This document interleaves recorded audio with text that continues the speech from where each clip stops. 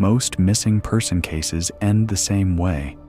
A few news reports, a search that lasts for days, then silence. People move on. The family never really does. After what happened to me, I stopped believing that every missing person simply gets lost. Some disappear, for reasons we'll probably never understand. This happened 2 summers ago. A close friend and I planned a weekend camping trip in a national forest we'd visited several times before. It wasn't an extreme hike or some dangerous wilderness.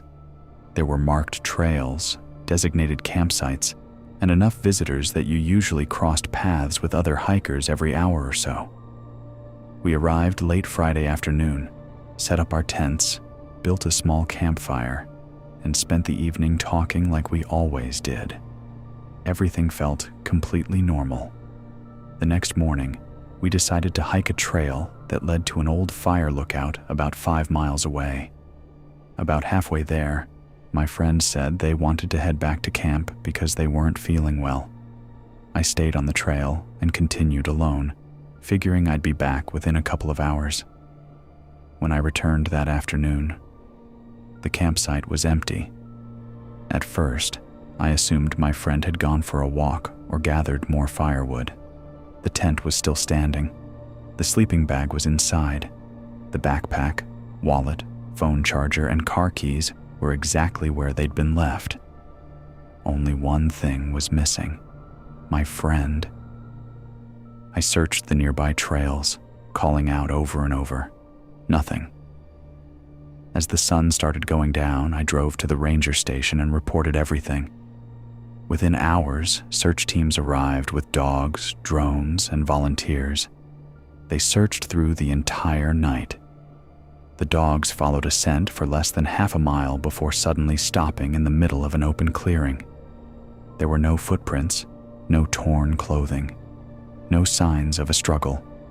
It was as if the trail simply ended. The search continued for 5 more days. Hundreds of people combed the forest. Nothing was ever found. Months passed. Life slowly returned to normal, at least on the surface. Then one evening, almost a year later, I received an anonymous envelope in the mail. There was no return address. Inside was a single photograph. It showed our campsite from a distance. The picture had clearly been taken from deep inside the trees. The timestamp in the corner matched the exact afternoon my friend disappeared. At first, I thought it was some cruel prank. Then I noticed something I had missed. Standing between the trees behind our campsite was a person, watching us. The figure was too far away to make out a face. I handed the photo to investigators, but they couldn't identify who or what it showed. The case is still open, and I've never gone camping again. When someone goes missing, people always ask the same questions. Where were they last seen? Who were they with? Did they leave willingly? Sometimes, none of those questions matter, because sometimes the last clue arrives long after the person disappears. A co-worker of mine disappeared after leaving work one Friday evening. It wasn't unusual at first. Everyone assumed they had gone away for the weekend without telling anyone. By Monday morning, nobody had heard from them. Their phone went straight to voicemail. Their apartment was locked. Their car was still sitting in the employee parking lot. Police got involved almost immediately. Security cameras showed them walking out of the building just after 8 p.m. Then, nothing. No camera ever showed where they went. Weeks passed with no leads. The story slowly disappeared from the news. Most people moved on. I couldn't. One night, about 3 months later, I was cleaning old files off my phone when I noticed a voicemail notification I had somehow missed. The timestamp stopped me cold. It had been left the same night my coworker disappeared. I pressed play. At first, there was only static. Then I heard breathing. Heavy, uneven. After several seconds, a familiar voice whispered, "Don't come looking for me." I froze. The message continued. "If you hear this, they know where you live." The voicemail ended with a loud metallic sound, then silence. I immediately called the detective assigned to the case. He asked me to email the recording. The next afternoon, he called back. His voice sounded confused. He told me the phone company had no record of that voicemail ever existing, according to their system. My number had never received a call at that time. I checked my phone again. The voicemail was gone, completely deleted. I knew I hadn't imagined it. A week later, detectives searched an abandoned warehouse after receiving an anonymous tip. They didn't find the missing person, but they did find an old prepaid cell phone hidden beneath a pile of broken wood. The battery had been dead for years. When forensic investigators examined it, they discovered one saved draft voicemail. It had never been sent. The recording was damaged. Only one sentence could be recovered. "If anyone hears this, don't answer unknown numbers after midnight." The detective never explained why. I never asked. But every time my phone rings late at night from a number I don't recognize, I let it ring, because part of me still wonders, who's trying to call now? You see missing person flyers everywhere, telephone poles, store windows, gas stations. Most people glance at the photo for a second, then keep walking.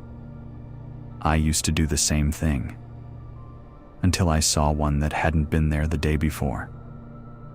It was early on a Sunday morning when I stopped at a small gas station during a road trip. While pumping gas, I noticed a fresh missing person flyer taped to the front window.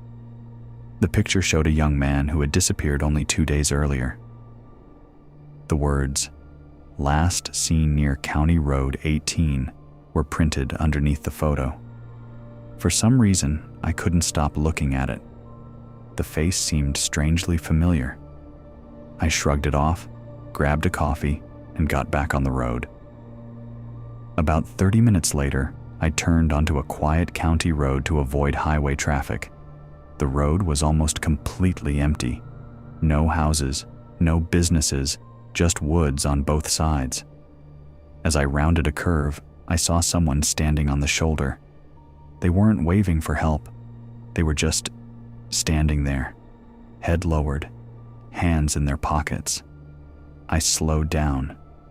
For a split second, they looked up. It was the same person from the missing flyer. I slammed on the brakes and reached for my phone to call 911. When I looked back through the windshield, the road was empty. There was nowhere they could have gone. The woods were too thick to run through in only a few seconds. I got out and searched the roadside anyway. Nothing. No footprints. No broken branches. Not even the sound of someone moving through the trees. The dispatcher told me officers were already searching the area. I waited nearly 40 minutes. When they arrived, I explained everything. One officer quietly asked me to describe the person again. I did. He exchanged a glance with his partner before saying something that still bothers me. "You aren't the first person to report seeing him on this road." According to the officer, 5 different drivers had called over the past 2 days. Every one of them described seeing the same person. Always alone, always standing in almost the exact same spot. But every time police arrived, the road was empty. A week later, the search was officially suspended. The missing person was never found. A month after that, I drove through the same town again. The flyer was gone. But taped in its place was a brand new missing person flyer. Different face, different name, same county road. I don't take that shortcut anymore because I can't stop wondering how many of those missing people were last seen by someone who thought they were still alive.